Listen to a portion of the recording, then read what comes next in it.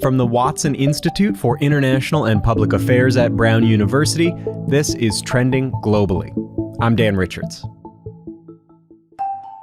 Whether we're talking about reproductive rights, abortion access is the law of the land in Ohio. Abortion will likely remain a driving force heading into the 2024 election. Immigration, they're poisoning the blood of our country. That's what they've done. They poison. Or political candidates themselves. If he were to become elected president again, it is a campaign of retribution and anger and hate. There's one word that seems able to describe more and more of our politics these days. The backlash was intense. Now facing a backlash in their home state. Backlash, and we're in the middle of that. Facing massive backlash after the bill barely passed the House. Here's ABC's David Wright.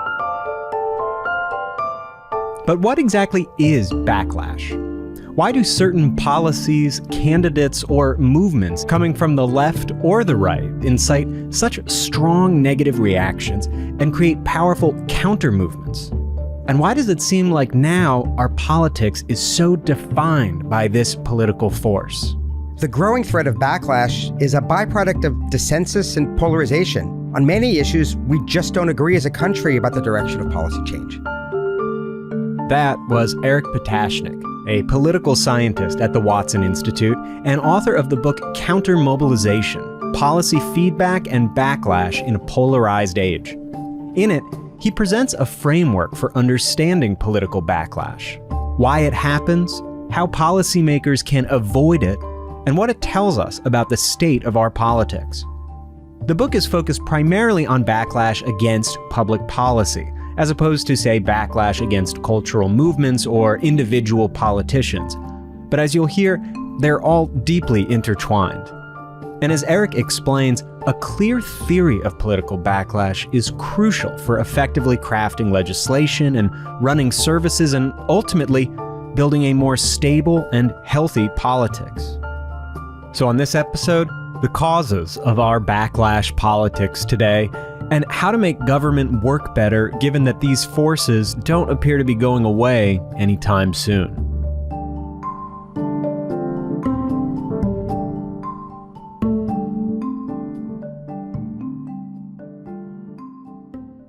So let's start with a definition of backlash. Here is Eric Patashnik. A backlash is a sharp, adverse reaction in politics. When policymakers change existing laws or programs, they usually hope that their efforts will build political support. Backlashes happen when these policy moves instead trigger widely noticed resistance among organized groups, voters, or the general public. And perhaps it might be helpful to just list some examples, because we've sure had a lot of episodes in recent years. You can think of the backlash against the Affordable Care Act, or against President Obama and the Democrats' attempt to create the cap and trade program to combat climate change, the backlash against managed care plans back in the 1990s, the populist backlash against the Wall Street bailouts during the Great Recession, the labor union backlash against NAFTA, the North American Free Trade Agreement. And of course, more recently, we've had the backlash against lockdowns during the COVID-19 pandemic. And as for what causes it, Eric explains that backlash movements need three things to grow into a real political force: motives, means, and political opportunities. So motives. Well, motive is really, does the change in the status quo give ordinary citizens or organized groups an incentive to try to counter-mobilize? And that's more likely to occur when policies impose costs on geographic groups or organized constituencies, when policies are perceived as providing benefits to other groups that are seen as undeserving in some way, or when policies threaten the values or institutions to which people were strongly attached. When any of those things happen, there's at least a potential for backlash. Perhaps it's a demographic of people who are going to experience higher taxes, or a region of the country that's going to lose certain types of public investment. There are lots of negative ways that individuals and groups can be affected by public policy. But That's not enough just to have a motive. There needs to be some kind of ability of a group of people to engage in politics, whether through voting or protesting or writing their member of Congress and complaining. All of those things don't happen automatically. They take political resources, they take money, takes knowledge of how the political process works. And so the means for countermobilization is also very important. But even if a group is motivated and has means to organize and make their voices heard, for a backlash to really take effect, there's a third ingredient that has to be present. And then finally, the political opportunity structure. If there's a group that has a grievance about the direction of policy change, a key question for backlash politics is, will their grievances be amplified by external actors in their political network? Do other groups, other politicians, other activists see a potential backlash as having a political payoff for them? When there are other groups that are going to join the side of the targeted constituency, that makes it much more likely that that backlash is going to start building some momentum and really get attention in the public sphere. And so what I argue is that when means, motives, and opportunities come together, you're much more likely to have forceful countermobilizations. Let's look at a piece of legislation and a backlash against it to see how these forces really work in practice. The Affordable Care Act is certainly a great example. The Affordable Care Act, also known as Obamacare, was President Obama's signature legislative achievement. It overhauled the U.S. healthcare system and helped bring health insurance to millions of Americans. But before it was even passed, there were clear motives, means, and opportunities for a backlash against the law. Let's start with the motives. Even though it did expand benefits to many people, it also imposed visible losses on groups. The most notorious, of course, is the individual mandate, when government was basically saying, you have to get health insurance or else you're going to face a tax penalty. There was an element of coercion there, even though there was a good policy justification for it. For many Americans, that looked like it was trampling on their individual freedom. It looked like kind of big brother, big government. We also had efforts in the law to impose other taxes, the so-called Cadillac tax on expensive health insurance plans, the medical device tax.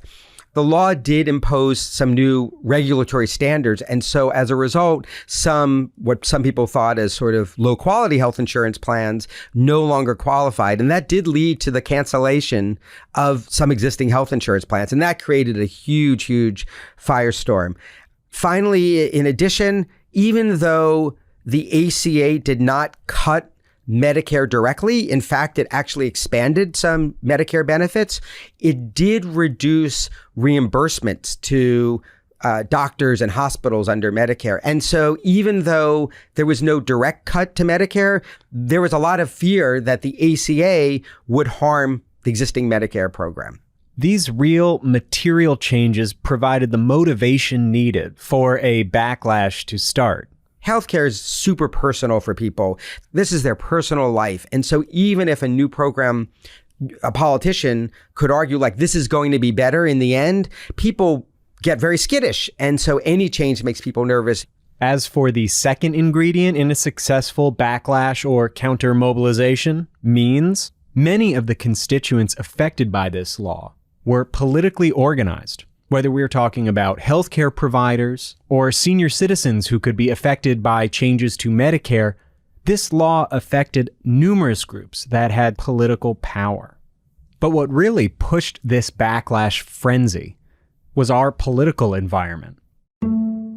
Political opponents of President Obama and of the Democratic Party in general saw tremendous opportunities in fanning the flames of backlash against this bill. When one party basically says this is our signature policy move and the other party entirely says no, that makes it very likely that that backlash will last, because political parties are great organizations for keeping battles over legislation going. Those are those sort of political opportunities you were talking about. There was a huge motivation among Republicans to weaponize. Absolutely, it was. Which is exactly what President Obama's opponents did.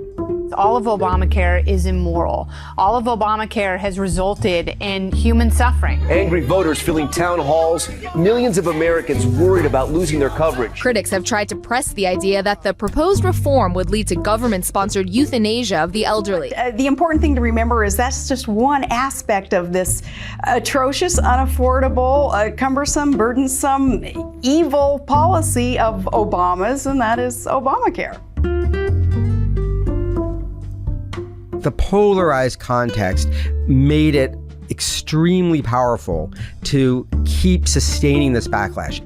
For President Obama's political opponents, this backlash paid off in more ways than one. First off, Republicans were able to undo or prevent the enactment of some of the policies in the Affordable Care Act. Some of the provisions of the ACA that were most antagonizing, that they viewed as the most problematic, are no longer in the books. But there were arguably even bigger payoffs for the Republican Party. The backlash against the ACA especially helped the Republicans gain more than 60 seats in the 2010 midterms. It was a historic blowout, one of the largest since the 1930s.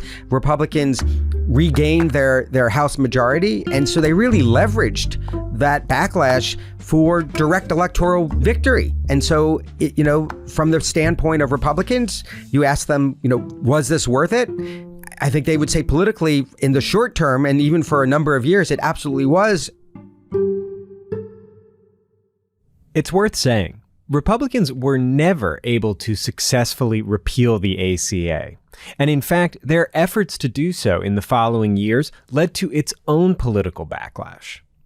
If you want to learn more about that story and in general what made Obamacare so durable in so many ways, you can read all about it in Eric's book. But what's maybe most remarkable about the story of the ACA is how over the last 15 years, that type of counter-mobilization has become more and more common in so many different realms in our politics. Backlash forces have expanded and diffused over time. One of the things I do in the book is I use New York Times articles about backlash episodes since the 1960s. And my research assistants and I combed through the back pages of the Times and developed a database of more than 2,000 articles about backlash episodes since the 60s. And what we found was in the 1960s, backlash forces were incredibly powerful. I mean, this was a moment when the country was for sure dealing with powerful backlashes to the Civil Rights Movement, to the Civil Rights Act of 1964, Voting Rights Act. But backlash was largely concentrated in the civil rights arena. I don't know that we're having the same level of intensity of backlash today in more recent decades as then, but what has changed is that it's diffused. And so now we're seeing backlash forces arise in almost every domestic policy arena, from education, environment, immigration, trade, and others. And so one of the things I try to do in the book is understand this. Why is it that backlash has become such a common feature of our politics over the last several decades? And I think that there are three factors. First of all, polarization. The two parties today, Republicans and the Democrats, are very far apart. It's not the case that we have no bipartisan lawmaking anymore. That's false. We still do. But the two parties have drifted apart. And so centrists and moderates have kind of disappeared from both parties. And polarization has given an incentive to party leaders to use backlash, mobilizing backlash against the proposals of their opponents as a way to rally their own bases, gin up their bases, and also direct attention away from the fissures within their own parties. But it's not just polarization that has led to this spread of backlash politics. There have also been social and cultural transformations within our country over the last few decades that have primed many Americans for this type of politics. I think, particularly for young people today, college students, people don't quite realize how much American society has changed in recent decades. In my own view, largely for the better, but these have been dramatic changes. Our population is much more diverse due to immigration, more racially diverse. We have seen growing acceptance of overall gay rights, of changes in gender roles, all sorts of changes. Many Americans support these changes. Public opinion has moved left on a variety of social issues, but these changes have also been disorienting for some Americans, particularly white Christians, less college educated, from more rural communities, those that believe in more traditional norms about gender, about family, about religion. Our society's become much more secular. And so as a result of these changes in society, there are a lot of Americans who, as one author put it, feel increasingly like strangers in their own country. A third reason we're seeing backlash and mobilization against laws everywhere we look, simply put, over the last century, our government has gotten bigger. As federal government's taken on this greater responsibility, intervening in areas that previously were left to the private sector or civil society, or to, in some cases, local governments, it's pulled more and more groups into the polity. And some of those groups are not supportive constituencies. Some of them are backlashing groups. So we've looked at a lot of the causes of backlash and the causes for its sort of spread in our society lately. And I want to turn now to how backlash relates and interacts with other parts of our politics. So maybe to start, you write how policy backlash is not inherently a conservative movement. It's a force that happens across the political spectrum, but that it is perhaps more inclined to be used by conservatives. Why is that?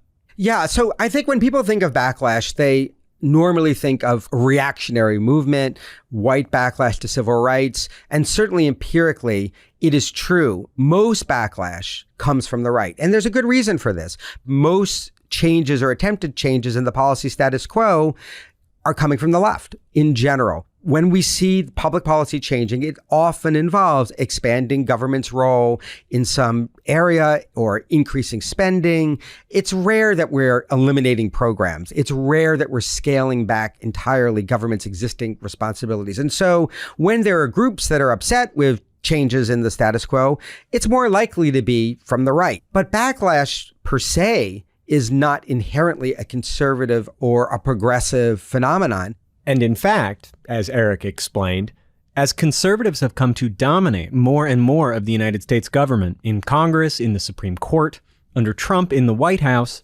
You know, today we see threats to reproductive rights, to strong protection of minority voting rights in some states, to a chipping away of the boundary between church and state, an erosion of existing municipal gun regulations, a variety of threats from the right, where these threats are quite real.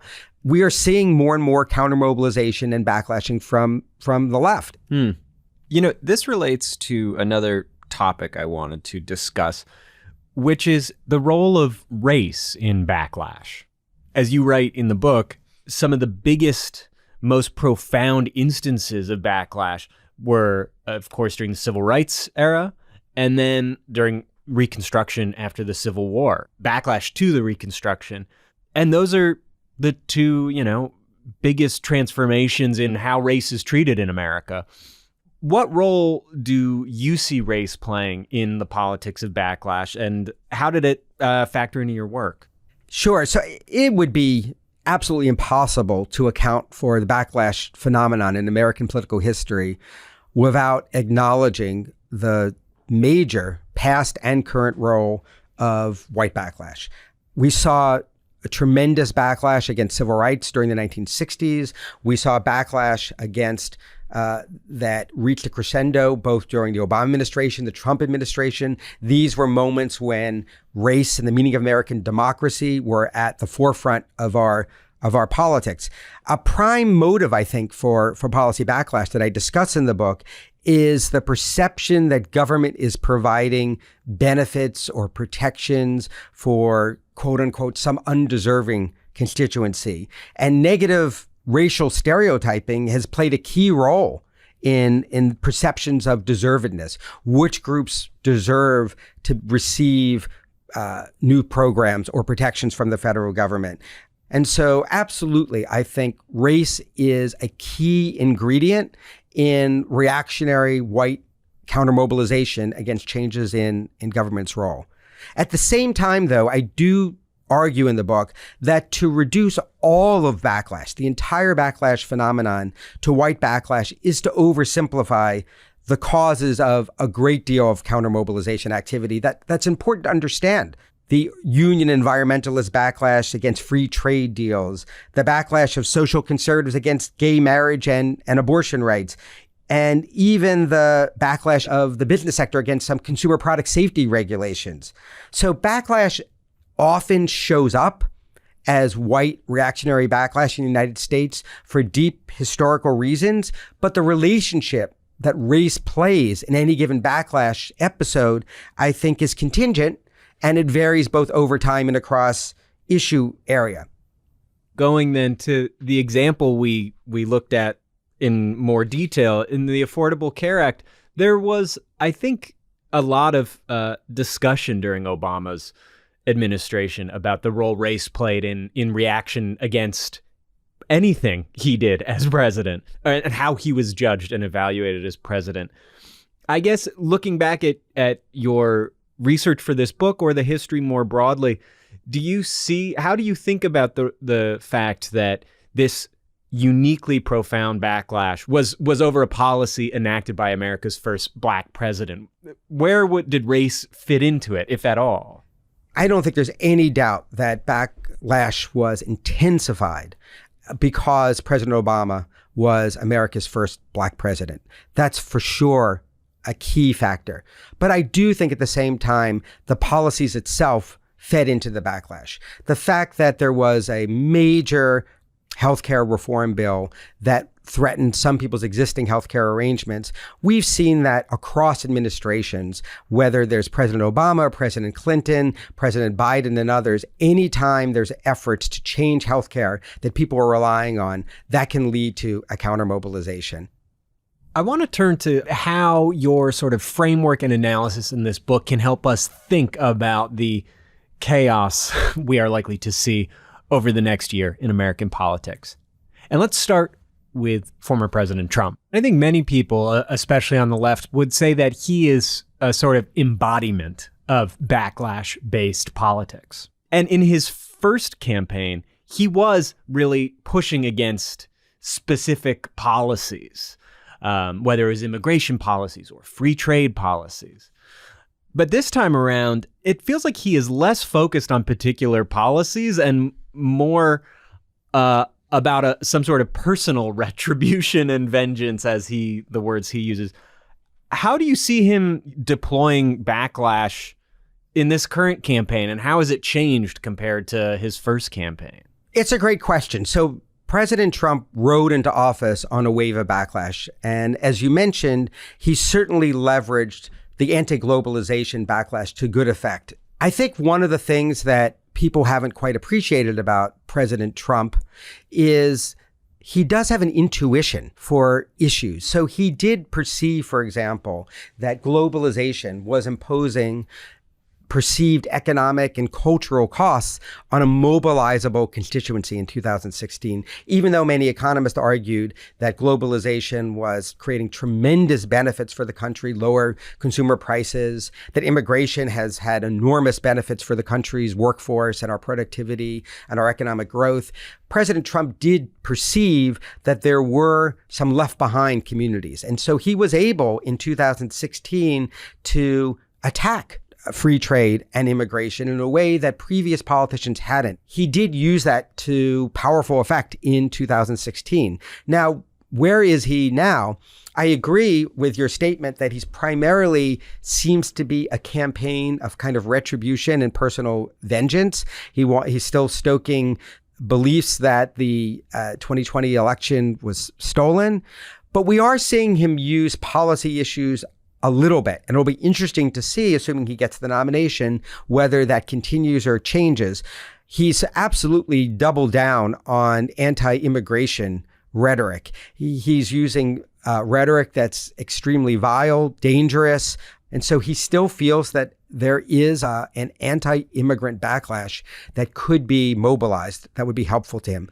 And so I think Democrats are vulnerable on the immigration issue. Biden's vulnerable on that issue. And, you know, Trump does have a really sharp knows for his enemies' vulnerabilities, and he does smell a weakness there. And so he is still pushing that.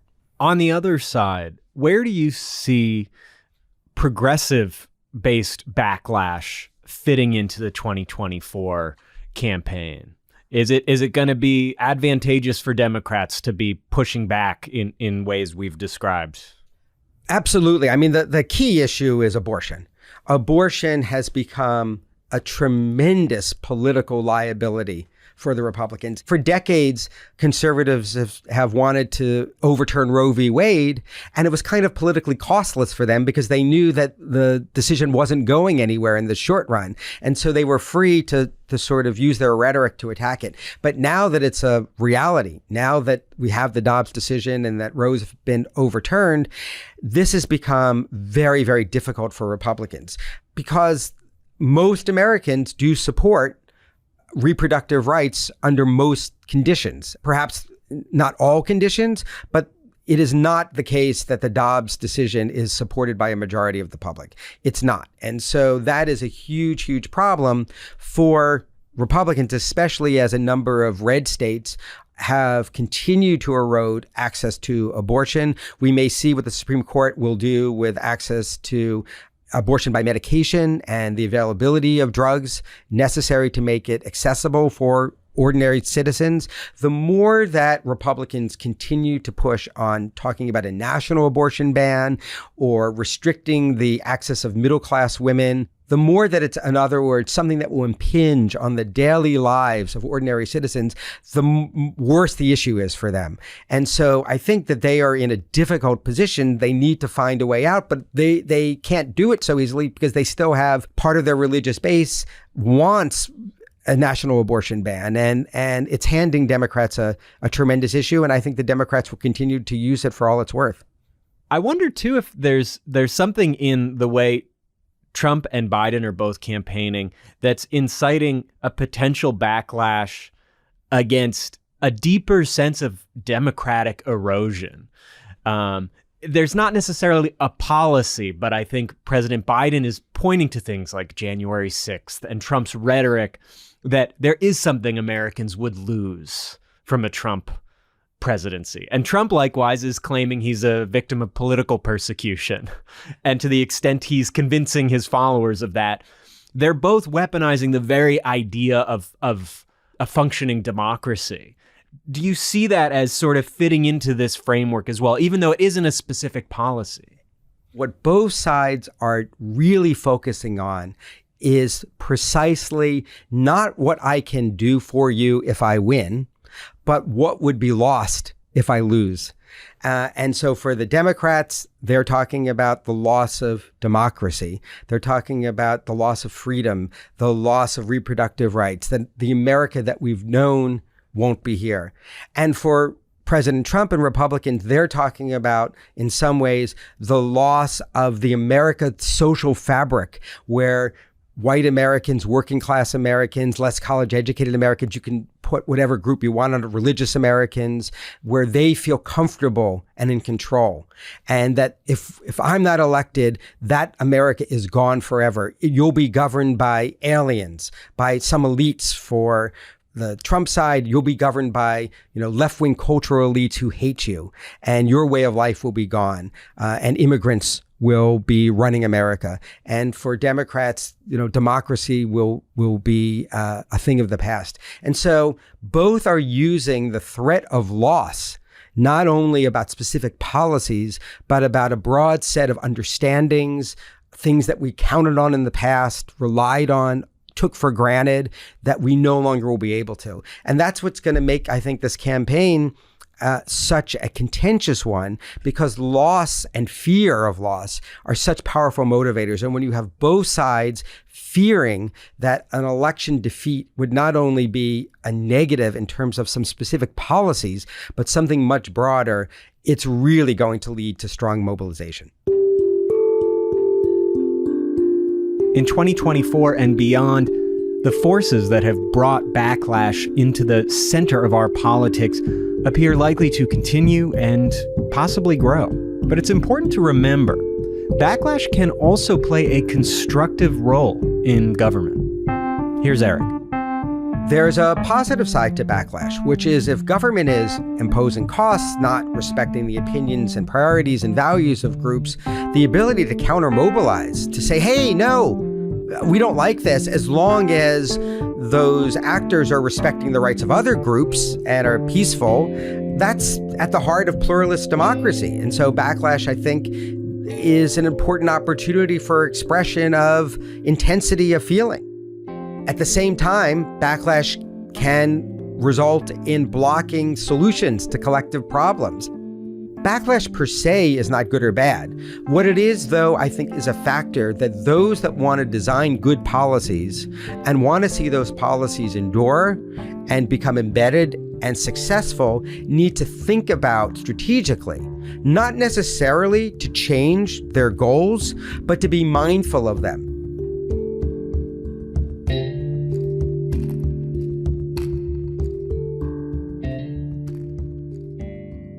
On that note, let's end with an example that's not like the others. A policy that, despite its wide-reaching effect on society and despite our polarized political environment, hasn't incited significant backlash. Depending on your politics, that is either a good thing or a bad thing.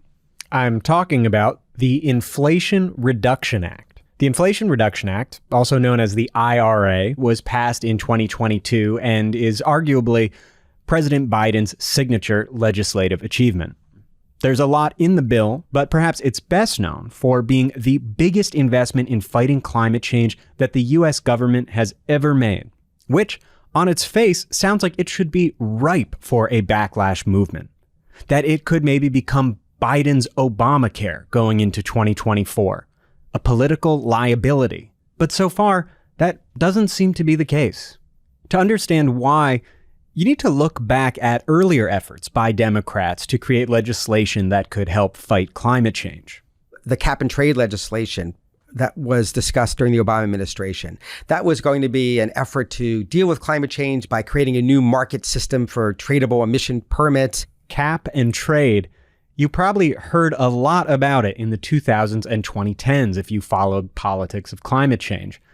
However, you probably don't hear as much about it anymore. It was one that a lot of economists said was a great idea, very cost effective, very efficient. So it's sort of all the experts said it was great. And yet Tea Party groups and the petroleum industry and others really saw it as a threat both to profits of industry and too much government. Ordinary Americans were fearful that it was going to lead to higher electricity prices. And so that backlash contributed to the drubbing that the Democrats had in the 2010 midterms. And the backlash had long-lasting consequences. We didn't make very much progress at the federal level on dealing with climate change, in the next decade. But policymakers, climate activists, and politicians, they learned from this failure. What Eric and other political scientists call policy learning. And partially it was because of the backlash. For people involved in climate policy and politics, it led to, okay, that approach is not going to work. How can we make some incremental progress, significant progress, won't solve the whole problem, in a way that is less likely to spark such strong counterreactions? And so in the Inflation Reduction Act, what we saw essentially was providing subsidies to renewable energy, to solar panels, and to efforts to sort of green the economy. Basically, we're using now in the Inflation Reduction Act carrots rather than sticks. There was policy learning there. And in fact, President Biden, on the whole, with the important exception, I would say, of immigration, has avoided sparking some of the policy-specific backlashes that both Bill Clinton and Obama had to deal with in their reelection campaigns. Even though the means and the political opportunity structure are still there, because we still have polarization, we still have those groups have a lot of resources, can counter-mobilize. There are still some groups that would like to get rid of some of those provisions. They may attempt to, we'll see, but it hasn't been able to provide the same public incentive for the counter-mobilization as the cap and trade because it used a different set of policy tools. So in that sense, it's an example of how experiencing backlash itself can help government to ultimately get better at achieving certain goals if it's done thoughtfully to the extent one wants climate change legislation. Yes, there were lessons learned there, but let's keep in mind these were painful lessons. This was a lesson that caused the Democrats to lose a tremendous amount of political power for years, and it stalled progress for nearly a decade at the federal level. So yes, lesson learned, but wouldn't it be better to try to learn those lessons more cheaply, more easily, more effectively? And so for policymakers that would like to do that, I'd say read my book and try to avoid the election losses. I was just going to say, that could be a quicker way than trial and error. Exactly. Eric Patashnik, thank you so much for coming on and talking with me on Trending Globally. It's been a real pleasure. Thank you for having me. This episode was produced by me, Dan Richards, and Zach Hirsch. If you like Trending Globally, please leave us a rating and review on Apple Podcasts, Spotify, or wherever you listen. And if you haven't subscribed to the show, please do that too. If you have any ideas for guests or topics, send us an email at trendingglobally@brown.edu. Again, that's all one word, trendingglobally@brown.edu. We'll be back in 2 weeks with another episode of Trending Globally. Thanks.